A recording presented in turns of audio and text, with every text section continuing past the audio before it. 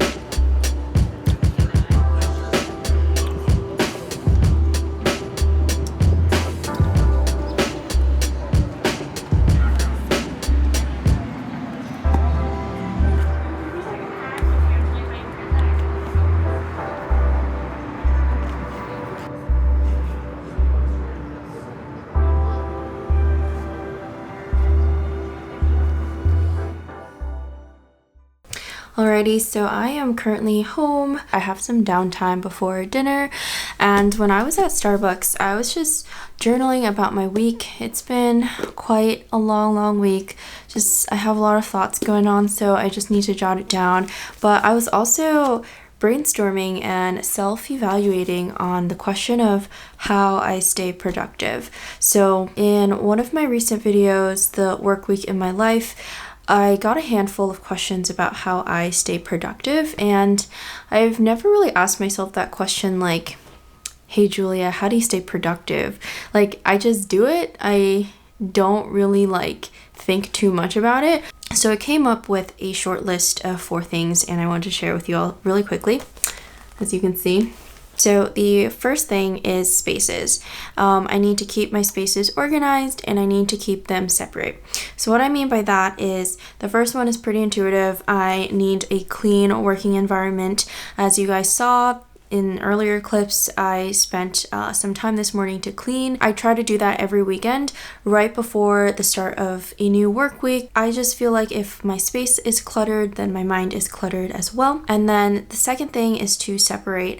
I need a separation of space. So I redid this room in my room makeover video. This is my home office, this room. I do all of my work here, take all of my meetings, film a lot of my YouTube stuff. There is a bed here, but I don't sleep in here ever.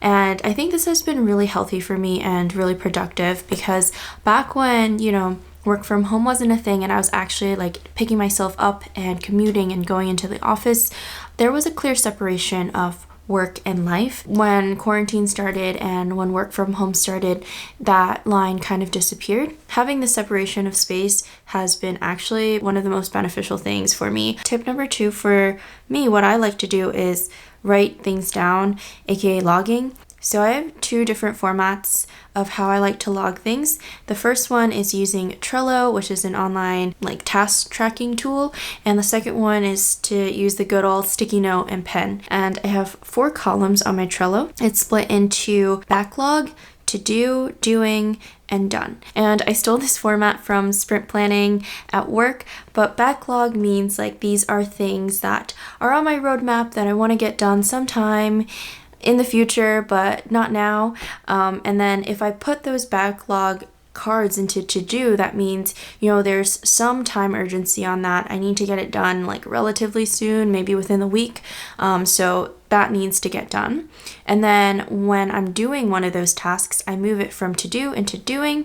Very intuitive. And then when I'm done, obviously I move it into the done column. With Trello, it's really helpful to have different labels. So I have quite a lot of different labels for all the different things that I'm doing. So the nonprofit, work, YouTube, Instagram, personal development tags, I read this book or take this stats course, things like that.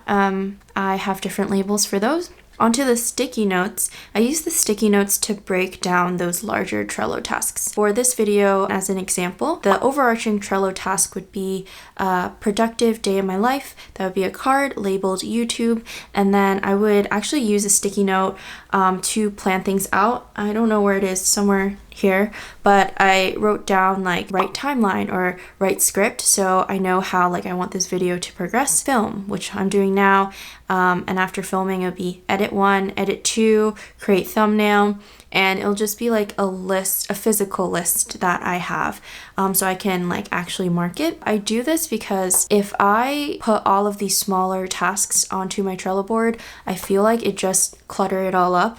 And I'm a very simple person in terms of organization, so just as long as I can clearly track what I'm doing and know what I need to get done at a certain time, doesn't need to look the prettiest. So tip number 3, this works really well for me actually. I like to call this grouping or blocking off periods of time to do certain tasks. So I'm an avid Google Calendar user, and it really helps that at work we use Google Calendar to book all of our meetings as well. And then for the nonprofit, we also use Google Calendar, so all of my evening meetings are also on Google Calendar. And then I take it to another extreme where whenever I don't know, have dinner with a friend, I'll block 6 to 9 p.m. dinner with X, and that will also be on my calendar. Today, if I'm filming, I'll just put the entire day as filming. It just gives me a really good overview of what my day looks like, where I have spaces of free time to do certain things. And then the second part is setting focus blocks. Typically, I like to set my focus blocks for around 2 to 3 hours. So I've noticed in myself that it takes me around 15 minutes to maybe sometimes 30 minutes to get into the groove of things, because once I know that I need to do something, I kind of get distracted and I'm like, but you know, let me just check my Instagram or check my emails or check my messenger. So after that initial 30-minute passes and I can kind of control myself from doing other things, I get into this really deep focus state for maybe 2 to 3 hours. It lasts around that time. And yeah, I can just like hash out work. I realized that 2 to 3 hour blocks work really well for me. Any shorter, then it's not like the most optimal use of my time, and any longer, I will just like find other things to do. I feel like sometimes when I have too much free time, I'm like, I have the entire day to do this and I just won't get it done. So these focus blocks will be different for everyone. Some people's focus blocks might just be 30 minutes and that's totally okay. Just do like small pieces of the task and break it up that way. Some people's focus blocks can be like 8 hours. Find some time to find that sweet spot for you. And then last but not least, I have this fourth point, which is interest. And I actually think that this is the most important piece. Doing things that excite you, doing things that you're passionate about. Obviously, this excludes your typical day job. I actually really do love my day job as much as anyone can like their day job. At the end of the day, it's still a job and you need to do it. So you get that cash money, you know? But outside of your job that brings food to your table, anything else that you do, if you want to succeed in it, I really do think that you need to be interested in it. So for example, like the nonprofit that I'm a part of, I am really, really passionate about the initiative and helping the community in that aspect. And if I didn't, like, I don't think I can sit through meetings from 6 p.m. all the way till 11 p.m. every night. Like, if I don't have that interest, if I don't have that passion, I won't have that drive to do all of those things. A lot of you guys like ask like how I just stay productive and do so many things. I think it is a little personal to me that I just have a lot of interests, and I think doing what excites you will drive you to succeed and drive you to achieve. Alrighty, so those were all of the tips that I had. Obviously everyone works a bit different, so take everything that I say with a grain of salt.